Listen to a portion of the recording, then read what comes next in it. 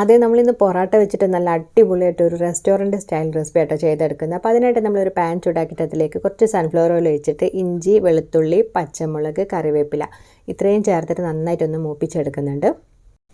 ബാക്കി വന്നിട്ടുള്ള പൊറോട്ട വെച്ച് ട്രൈ ചെയ്യാന്നുള്ള റെസിപ്പിയാണ് കേട്ടോ. പക്ഷേ ഇവിടെ പൊറോട്ട ബാക്കിയാവാറില്ല കേട്ടോ. പൊറോട്ട അത്ര ഹെൽത്തി അല്ല എന്ന് എല്ലാവർക്കും അറിയുന്നതുകൊണ്ട് തന്നെ ഞാനിവിടെ വല്ലപ്പോഴും മാത്രമേ വാങ്ങിക്കാറുള്ളൂ. അപ്പോൾ വാങ്ങിച്ചതെന്ന് ഞാൻ 1-2 എണ്ണം മാറ്റി വെച്ചായിരുന്നു കേട്ടോ ഈ ഒരു റെസിപ്പി ട്രൈ ചെയ്യാനായിട്ട്.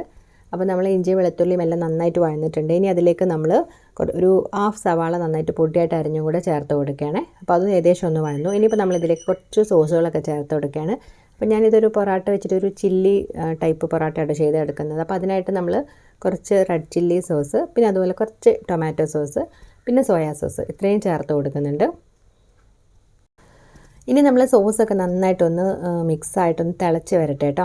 അപ്പോൾ ആ സമയത്ത് നമ്മൾ ഇതിലേക്ക് കുറച്ച് 1/2 ടീസ്പൂണോളം പഞ്ചസാര, അതുപോലെ തന്നെ കുറച്ച് ഉപ്പും ചേർത്ത് കൊടുക്കുന്നുണ്ട്. അപ്പോൾ ഉപ്പ് നമുക്ക് നോക്കിയിട്ട് പിന്നെ ചേർത്ത് കൊടുക്കാം, കാരണം സോസിലൊക്കെ ഉപ്പുള്ളതുകൊണ്ട് തന്നെ ഒരുപാട് അധികം ആവണ്ട കേട്ടോ. അപ്പോൾ അത്രയും ചേർത്ത് നന്നായിട്ടൊന്ന് മിക്സ് ചെയ്ത് കൊടുത്തിട്ടുണ്ട്. അപ്പോൾ നമ്മൾ ആ ഒരു ചില്ലി സ്റ്റൈൽ ചെയ്തുകൊണ്ട് തന്നെ ഞാൻ കുറച്ച് സവാള ഇതുപോലെ സ്ക്വയർ പീസായിട്ടൊന്ന് കട്ട് ചെയ്തെടുത്തിട്ടുണ്ട്, ഒരു പകുതി മാത്രം. പിന്നെ അതുപോലെ തന്നെ റെഡ് കളർ ക്യാപ്സിക്കം, ടൊമാറ്റോയും കട്ട് ചെയ്തെടുത്തിട്ടുണ്ട് കേട്ടോ. അപ്പോൾ ഗ്രീൻ കളർ ക്യാപ്സിക്കം ഉണ്ടെങ്കിൽ അതും കൂടെ ചേർത്ത് കൊടുക്കാം, നല്ലൊരു കളർഫുൾ ആയിട്ടിരിക്കും.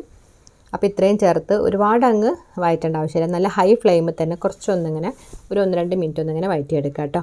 ഇനി ഇതിലേക്ക് നമ്മൾ നേരത്തെ റെഡിയാക്കി എടുത്തിട്ടുണ്ടായിരുന്ന പൊറോട്ട കട്ട് ചെയ്ത് ചേർത്ത് കൊടുത്തിട്ടുണ്ട്. അപ്പോൾ ഇത് നല്ല നൂൽ പൊറോട്ട ആയിരുന്നു കേട്ടോ. അപ്പോൾ കട്ട് ചെയ്തപ്പോൾ ഇങ്ങനെ പൊടിയായിട്ടുണ്ട്. സാധാ പൊറോട്ട ആണെങ്കിൽ നല്ല സ്ക്വയർ പീസായിട്ട് കിട്ടുകയാണെങ്കിൽ അങ്ങനെ കട്ട് ചെയ്തെടുക്കാം കേട്ടോ. ഇനി ഹൈ ഫ്ലെയിമിലാക്കിയിട്ട് നമ്മൾ നന്നായിട്ടൊന്ന് മിക്സ് ചെയ്തെടുക്കുകയാണ് കേട്ടോ. ആ ഒരു പൊറോട്ടയിലേക്ക് ആ ഒരു സോസും എല്ലാം കൂടെ ഒന്ന് ആവുന്ന രീതിയിൽ നന്നായിട്ടൊന്ന് മിക്സ് ചെയ്തെടുക്കുക.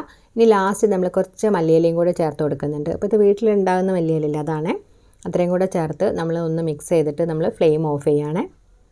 അപ്പോൾ നല്ല ഈസി ആയിട്ടും നല്ലൊരു വെറൈറ്റി ആയിട്ടുള്ള ചില്ലി പൊറോട്ട ഇവിടെ റെഡി ആയിട്ടുണ്ട്. ആ ഒരു കട്ട് ചെയ്തതും കൂടെ നല്ല സ്ക്വയർ പീസാണ് കുറച്ചുകൂടി നല്ല ഭംഗി ഉണ്ടാവുമായിരുന്നു കേട്ടോ. അപ്പോൾ നമ്മൾ ഒരു നൂൽ പൊറോട്ട ആയതുകൊണ്ട് ഇങ്ങനെ നൂല് പോലെ ഇരിക്കുകയായിരുന്നു. അപ്പോൾ നമ്മൾ ചൂടോട് കൂടി തന്നെ സെർവ് ചെയ്യാണ്.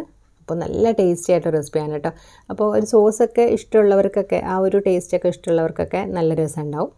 അങ്ങനെ നമ്മളുടെ ആ ഒരു റെസ്റ്റോറൻറ്റ് സ്റ്റൈൽ ചില്ലി പൊറോട്ട ഇവിടെ റെഡി ആയിട്ടുണ്ട്. നല്ല കളർഫുള്ളായിട്ട് നല്ല ഭംഗിയുണ്ടല്ലേ കാണാനായിട്ട്. അപ്പോൾ നമ്മൾ ഓൾറെഡി ലെഫ്റ്റ് ഓവർ പൊറോട്ട വെച്ചിട്ട് ചട്ടിപ്പത്തിരി ഉണ്ടാക്കുന്നതും അതുപോലെ തന്നെ കൊത്തു പൊറോട്ടൻ്റെ ഒക്കെ വീഡിയോ ഓൾറെഡി അപ്ലോഡ് ചെയ്തിട്ടുണ്ടായിരുന്നു. കാണാത്തവരുണ്ടെങ്കിൽ ഒന്ന് കണ്ടു നോക്കണേ. അപ്പോൾ അതുപോലെ തന്നെ വീഡിയോ ഇഷ്ടമായിട്ടുണ്ടെങ്കിൽ അഭിപ്രായങ്ങളും നിർദ്ദേശങ്ങളൊക്കെ ഒന്ന് കമൻറ്റായിട്ട് അറിയിക്കുക. അതുപോലെ തന്നെ ചാനൽ ഇഷ്ടമാവുകയാണെങ്കിൽ ഒന്ന് സബ്സ്ക്രൈബ് ചെയ്തിട്ട് സപ്പോർട്ട് ചെയ്യുകയും ചെയ്യണേ.